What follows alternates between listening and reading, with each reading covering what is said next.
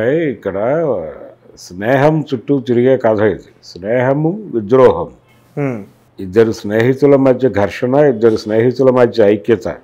ఇది నలుగురు స్నేహితుల కథ.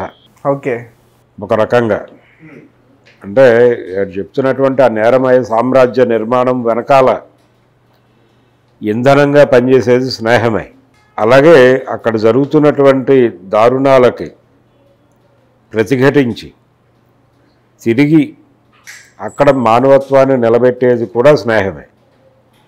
సో స్నేహం ఒక పార్శ్వం చూపిస్తాడు. ఇద్దరు స్నేహితుల మధ్య వచ్చినటువంటి ఘర్షణ కలిగించినటువంటి విధ్వంసం, ఆ విధ్వంసాన్ని మళ్ళీ సానుకూలపరిచేటువంటి ఇంకొక స్నేహం. ఇది లైన్, ఆ సినిమాకి ఆయన అనుకున్నటువంటి లైన్. ఈ సినిమాకి సంబంధించి కేజీఎఫ్ కంటే ఇది బెటర్గా ఉంటుంది అనే అభిప్రాయంతో ఉన్నారు వాళ్ళు. యూనిట్ మాత్రమే కాదు, ప్రశాంత్ నీల్ కూడా అదే అభిప్రాయంతో ఉన్నాడు. ఇప్పుడు ఎందుకు ప్రశాంత్ నీల్ అంత కాన్ఫిడెంట్గా ఉన్నాడు సినిమా మీద అంటే, ఈ సినిమా స్క్రిప్టులో అంటే కేజీఎఫ్కి సంబంధించి టోటల్గా ఆయన సోలో ప్రయత్నం, ఒంటరి యుద్ధం చేశాడు ఆయన. ఇక్కడ ఒంటరి యుద్ధం కాదు, ఇక్కడ టీం వర్క్ ఉంది. అంటే పృథ్వీరాజ్ ఒక డైరెక్టర్, తను తన ఐడియాస్ని కూడా షేర్ చేసుకున్నాడు ఇతనితో. అంటే స్క్రిప్ట్ విని, అంటే లైన్ విని ఎగ్జైట్ అయ్యి వాళ్ళకి డేట్స్ ఇచ్చాడు అతను. నేను గనక సలార్ తీస్తే డెఫినెట్గా ఇలా ఉండేది కాదు అనే మాట కూడా ఆయన ఒక ఇంటర్వ్యూలో అన్నాడు.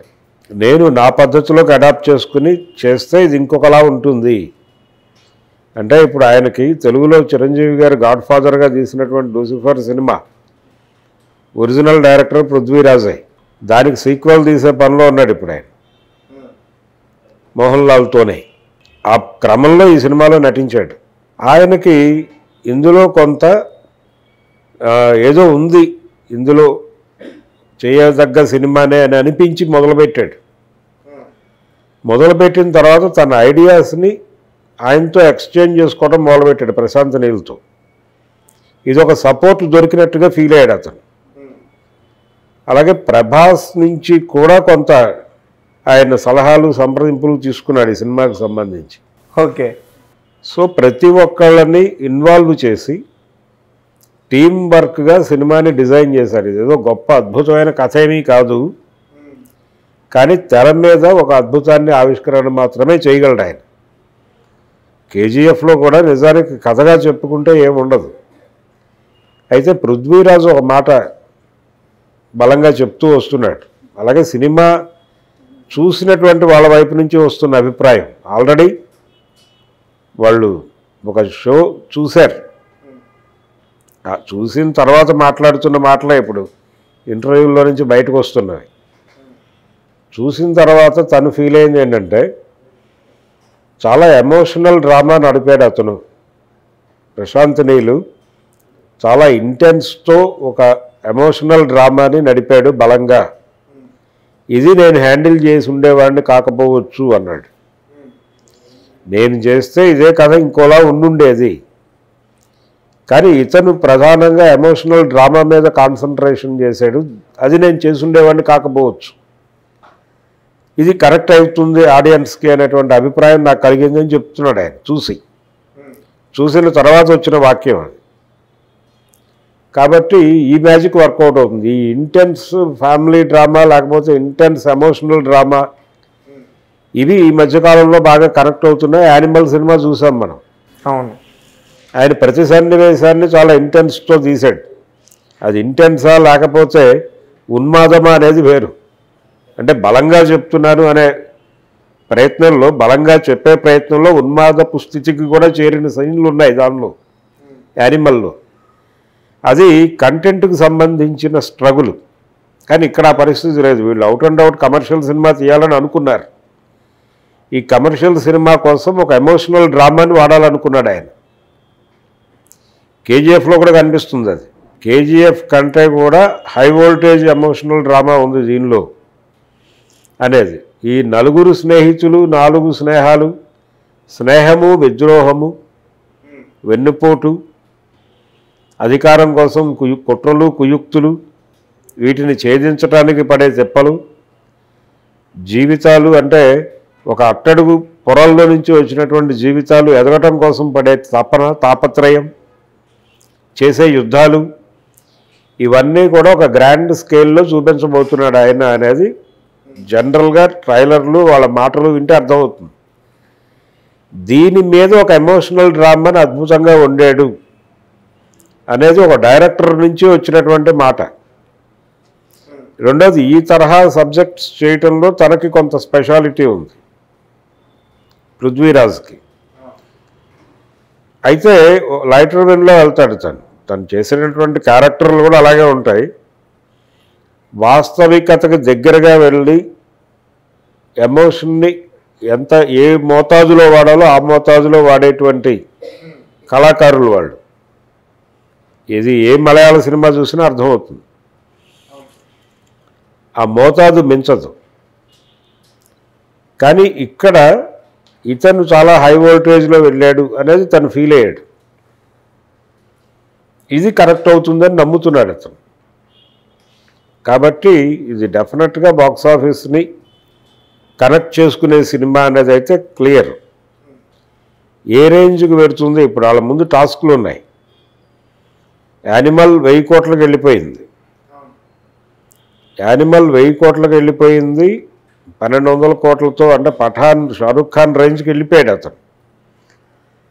షారుఖ్ ఖాన్ని దాటి ఇప్పుడు ప్రభాస్ దిశగా ప్రయాణంలో ఉన్నారు. ప్రభాస్ కూడా ప్రభాస్ దిశగా ప్రయాణంలో ఉన్నాడు. బాహుబలి 1500 కోట్లు కొట్టాలి. ట్రిబుల్ ఆర్ ఆ పని చేయలేకపోయింది. ఎందుకు చేయలేకపోయింది? 1200 కోట్ల దగ్గర ఎందుకు ఆగింది అంటే సబ్జెక్టుకు సంబంధించినటువంటి పర్టికులర్గా అంటే టోటల్గా విఎఫ్ఎక్స్ మీద డిపెండ్ అవ్వటం అనేది ఒక మిస్టేక్ జరిగింది ఆ సినిమాలో. అది ఆ టైంలో మాట్లాడుకున్నాం మనం. అంటే కొంత ఆడియన్స్ కంటికి రిలీఫ్ ఉండాలి. న్యాచురల్ లొకేషన్స్ సెట్లు మిక్స్ చేస్తూ గత్యంతరం లేని పరిస్థితుల్లో విఎఫ్ఎక్స్కి వెళ్ళటం వలన ఆడియన్స్ స్ట్రైన్ అవ్వరు. కానీ ఆడియన్స్ని టోటల్గా స్ట్రైన్ చేసిన సినిమాగా ట్రిపుల్ ఆర్ ఉంది. అందువలన అది ఎంత అద్భుతాన్ని తెర మీద ఆవిష్కరించినప్పటికీ, టెక్నికల్ వండర్ అని చెప్పుకున్నప్పటికీ, ఆస్కార్ కొట్టినప్పటికీ ప్రేక్షకుడికి అది కరెక్ట్ అయిన పద్ధతిలో కొంత తేడా ఉంది. అందుకనే అది బాహుబలి రేంజ్కి వెళ్ళలేకపోయింది. బాహుబలిలో కూడా విఎఫ్ఎక్స్ ఉన్నారు కదా సార్ ఎక్కువ మరి. ఉన్నప్పటికీ అదొక జానపద కథ. దాన్ని అలా చూడటానికి ప్రిపేర్ అయ్యి వెళ్తాడు ప్రేక్షకుడు. మీరు అలా చూడటానికి ప్రిపేర్ కాని ఆడియన్స్తో ఆ గేమ్ ఆడారు ట్రిపుల్ ఆర్లో. అందువలన మిస్ మ్యాచ్ అయింది. అది కొంత లాగింది సినిమాని. అది కనుక మేకప్ చేసుకుని ఉంటే, మేనేజ్ చేసుంటే అది కూడా వెళ్ళుండేది నెక్స్ట్ లెవెల్కి. సో ఇప్పటికీ బాహుబలి పార్ట్ 2 1500 కోట్లతో నిలబడి ఉండడానికి కారణం అది.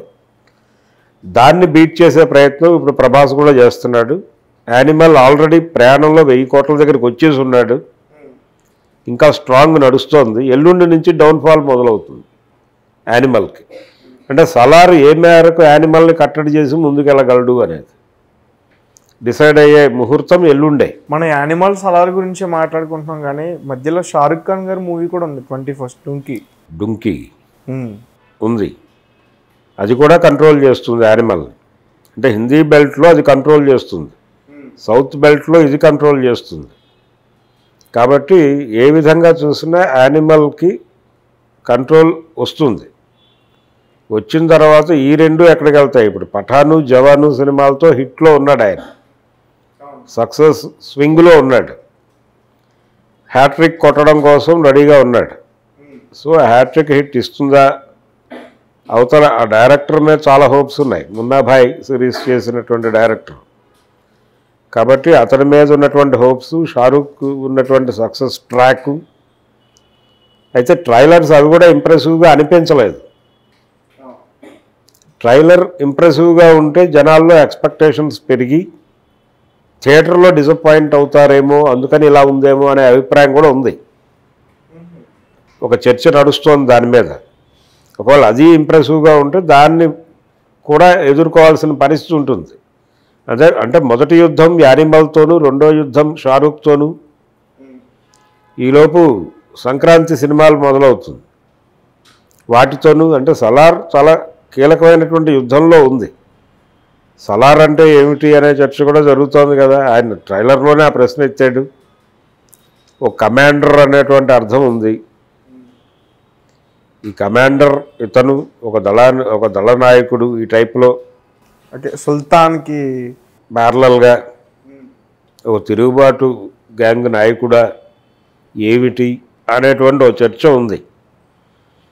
ఏది ఏమైనా ఇప్పుడు సలార్ మీద మనకు అందుతున్నటువంటి సమాచారము, సినిమా చూసిన వాళ్ళు మాట్లాడుతున్నటువంటి మాటలు అయితే ఎమోషనల్గా ఉంది సినిమా.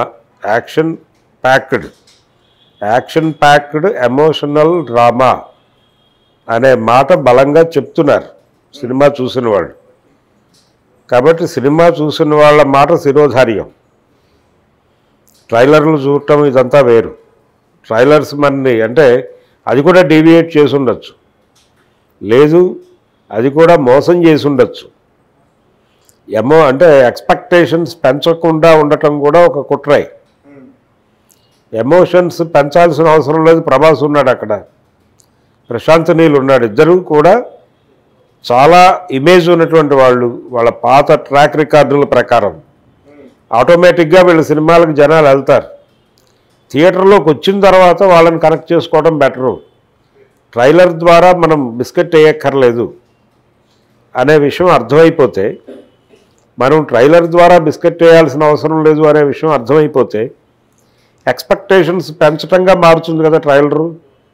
ఈ ఎక్స్పెక్టేషన్ పెంచి దాన్ని రీచ్ కాకపోతే డిసప్పాయింట్ అవుతాడు ఆడియన్. అందుకని సోసోగా ట్రైలర్లు, సోసోగా ప్రమోషను, ఇదంతా ఏంటి ప్రమోషన్ భీభత్సంగా లేదు అనే మాటలు కూడా విన్నాం. ఇప్పుడు రాజమౌళితో కామన్ ఇంటర్వ్యూ చేసి వదిలేరు.